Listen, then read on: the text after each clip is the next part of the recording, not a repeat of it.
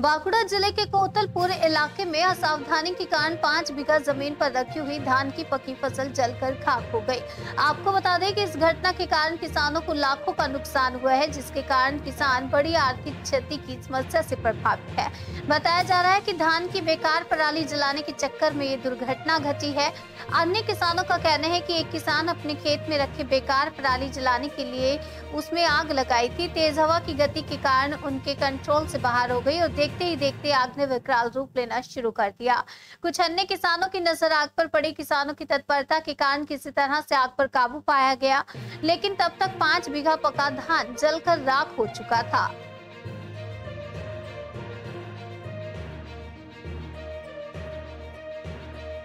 ঘটনাটা হয়তো শুরু হয়েছিল 10টা বা 10:30 11টার দিকে শুরু হয়েছিল হয়তো। তখন আমি জানতাম না যে অগ্নিসংযোগ হয়েছে বলে। আমার আমপুকুর বলে একটা জায়গা আছে, ওখানে ধান কাটা হচ্ছিল। সেখানে আমরা দাদা, আমি, ভাইপো 3 জন ছিলাম সেখানে। দিয়ে ধান কাটা হয়ে যাওয়ার পর যখন আসছিলাম, দূর থেকে দেখতে পেলাম যে কোনো একটা ছেলে দেখলাম অগ্নিসংযোগটাকে সেটাকে নেভানোর জন্য চেষ্টা করছে, কিছু করছে। আমি ভাবলাম হয়তো পাশের জন আগুন লাগিয়েছে, তারা হয়তো সেটা করছে। প্রথমে বুঝতে পারছিলাম না। তারপর ওখান থেকে যখন একটু একটু অনুমান করতে পারলাম যে না, আমাদের এই পাশাপাশি আমাদেরও আগুন লেগেছে, এরকম ভাবে ছুটে এলাম। করে উঠে আসার পরই দেখতে পেলাম যে ও তার নিজের যথাসামর্থ্য দিয়ে চেষ্টা করছে। তখন আমি দাদাকে নিয়ে 3 জন মিলে চেষ্টা করলাম। তখন অলরেডি 3-4 বিঘে মতো পুড়ে গেছে, মানে আরো অগ্নিসংযোগ এখনো চলছে আর কি। এবার ধরুন আমাদের এখানে 2.5 বিঘা জমি আছে, সেখানে একটা শুরু হয়েছিল ঠিক জাস্ট তার আগে পর্যন্ত। এবং আমি এসে দেখলাম যে ওটাকেও নিতে চাইছে ওরা টোটাল, মানে একটা পুরো যেমন ওই কুরুক্ষেত্রে অগ্নিসংযোগ হয়, অগ্নিসংযোগ করা হয়েছিল লাশেদের বেছানোর লাশগুলোকে দাহ করার জন্য, ঠিক সেরকম ভাবে শুরু হয়েছিল। কতটা ধান? এখানে আপাতত বিঘে 5-6 মতো পড়েছে। আর পাশে আমার যেটা 2.5 বিঘা সংরক্ষণ মানে সেভ করতে পেরেছি, ওটা যদি সেভ করতে না পারতাম আরো উপরে 15 বিঘা জমি অগ্নিসংযোগ হয়ে যেত। তাহলে নিমালাম বলতে আমি প্রতিবেশী দেখলাম যে ভাইপো ওরকম করে মাটি দিয়ে জুতো দিয়ে এরকম করে করছে। আমি প্রথম ওরা নিমডাল ভেঙে বা আমি জুতো দিয়ে মেরে মেরে নিমাতে চাইলাম। এবং আগের যে ধানগুলো কাটা ছিল সেই ধানগুলোতে একটা রো বা কলাম হিসেবে তো পড়েছিল, আগের যে আম্রপালি ধান কাটা ছিল সেইগুলোটা আমার জমি সংলগ্ন সেই লাইনটাকে কাট করলাম আগে, যে লাস্ট লাইনটাকে যদি কাট করে দিতে পারি, তবু একটা ইন্টারলিঙ্ক আছে, একটার সঙ্গে একটা লিঙ্ক আছে, তাহলে কিন্তু সেটাও কিন্তু শেষে একদম আশাহত হয়ে গেছিলাম। মানে ওই জমি 2.5 বিঘা জমি একবারে কোন পর্যন্ত চলে গেছিল, সেটাকে সেভ করার জন্য উপরে আরো 15 বিঘা জমি সেভ সাইড হয়ে গেছে। কিন্তু এদিকের যে সংযোগটা ছিল সেই সংযোগ আরো 5 বিঘে পুড়িয়ে দিয়েছে। মোটামুটি 5 বিঘের মতো, বিঘে 5-6 মতো হবে।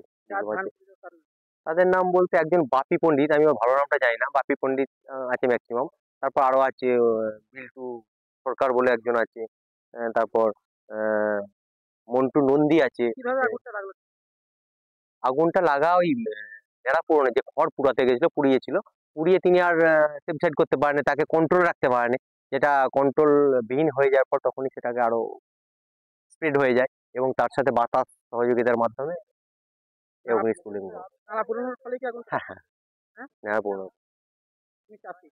আমি চাষি, কিন্তু আমি পেশাগতভাবে শিক্ষক। আমার নাম উত্তম চক্রবর্তী। ঘটনাটা ঘটেছে এখন কৃষকদের অসচেতনতা এবং মানে কি বলবো প্রতিযোগিতামূলক মনোভাবাপন্ন হয়ে যাওয়ার জন্য এই ঘটনাটা ঘটেছে। ওই তাড়াতাড়ি করে আলু বসাতে হবে, ধান কাটা হয়ে গেছে মেশিনে, তার যে ওই তারা সেটাকে আগুন ধরিয়ে এবং চলে গেছেন যে বা যারা ধরিয়েছেন। পাশাপাশি এই যে আপনার এই যে ধান ছিল আমার বালসাভোগ ধান, এই যে বিরাট আনুমানিক বিঘে 5 পুড়ে নষ্ট হয়ে গেছে। এটা কি আর বলবো, মানে একটাই বলবো যে আমাদের মাননীয় পশ্চিমবঙ্গ রাজ্য সরকারের কৃষি বিভাগ এত প্রচার করছেন, আমরা বাজারে প্রায় দেখছি ট্যাবলো ঘুরছে, মানে নাটক হচ্ছে, পুতুল নাচ হচ্ছে, ব্যানার হচ্ছে, ফেস্টুন হচ্ছে। ইভেন এবারে দুর্গা উৎসব, কালী পুজো থেকে শুরু করে প্রত্যেকটা মণ্ডপে যে না পোড়ানোর জন্যে যে প্রচার এত হয়েছে, তা সত্ত্বেও আমরা সচেতনহীন। আজকে আমরা আমাদের নিজেদের ধ্বংস করছি। আমরা যারা কৃষক, আমরা বুঝতে পারছি না যে এই আগুনটা দেওয়ার জন্য আমাদের কি সর্বনাশ আমরা করছি। আজকে আমাদের মাটির উর্বরতা নষ্ট করছি, বায়ু দূষণ করছি। দুদিন পরে আমাদের এই মানে ভয়াবহ একটা মহামারীর আকার পরিণত হবে যদি এই মানে গতানুগতিক যে পদ্ধতি এর থেকে আমরা পিছিয়ে না আসতে পারি। সরকার এত কিছু করছে, এত প্রচার করছে, তাও আমরা কি বলবো মানে লাপারওয়া যেটাকে বলে। কতটা ধান ক্ষয়ক্ষতি হয়েছে?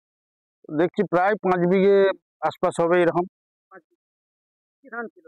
এটা আমরা যেটাকে ওই বাদশাভোগ বা বাসমতি বলি, মানে সবচেয়ে মানে কি বলবো সবচেয়ে দামি ধান এটা। আপনারা মানে এটা আমাদের ভারতের বাইরে যে সমস্ত চাল যায় তার মধ্যে অন্যতম এই চালটা। আপনারা এসে কি দেখলেন? এসে তো দেখছি ধ্বংস হয়ে গেছে, পুড়ে গেছে। মানে কিছু স্থানীয় কৃষকদের সহায়তায় মোটামুটি জল টল দিয়ে এই করে যা হোক, আর যাতে করে বৃদ্ধি না হয়।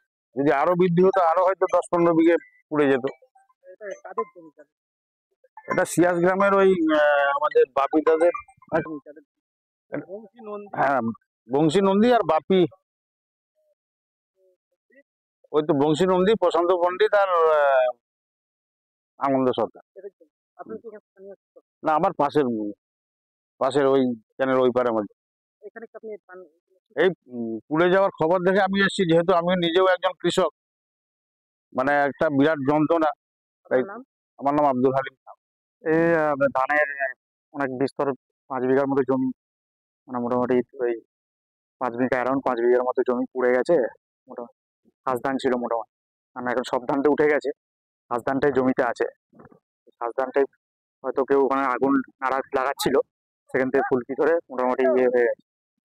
বারবার তো নাড়া করে দেয়, বারবার করে দেয়, তারপরে বারবার আমরা পঞ্চায়েত লেভেল বলুন, প্রশাসন লেভেল থেকে বলুন, সব জায়গায় গ্রাম পঞ্চায়েতের লেভেলে মানে একদম পোস্টার মারা আছে যে নাড়া পোড়াবেন না, বা বিভিন্ন গ্রামে গ্রামে সব প্রত্যেকটা গ্রামে আমরা কিছু কৃষক প্রশিক্ষণ শিবির করে আমরা বলেছি যে বারংবার যে নাড়া পোড়াবেন না, এর ক্ষতি কী, বা জমির স্বাস্থ্য নষ্ট বলুন, বায়ু দূষণ থেকে শুরু করে জমি তো একদম নষ্ট হয়ে যাচ্ছে ওপার লেভেল, এটা প্লাস বায়ু দূষণ থেকে শুরু করে সমস্ত কিছু ক্ষতি হয়।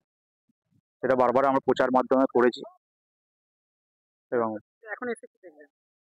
দেখলাম এটা অনেকটাই ক্ষতি হয়েছে, মানে জমিটা পুরোটাই নষ্ট হয়ে গেছে। মানে নষ্ট মানে এটা তখন তার তোলাও যাবে না, পুরোটাই মানে 5 বিঘার মতো জমি মোটামুটি পুড়ে গেছে। আপনারা কি খবর পেয়ে এলেন? হ্যাঁ, খবর পেলাম বলতে আমরা ডেথ বেনিফিটে একটা ইনকোয়ারি বেরিয়েছিলাম, তারপর খবর পেলাম দিয়ে এলাম। আমি ব্লক টেকনোলজি ম্যানেজার, ফতুপুর ব্লক।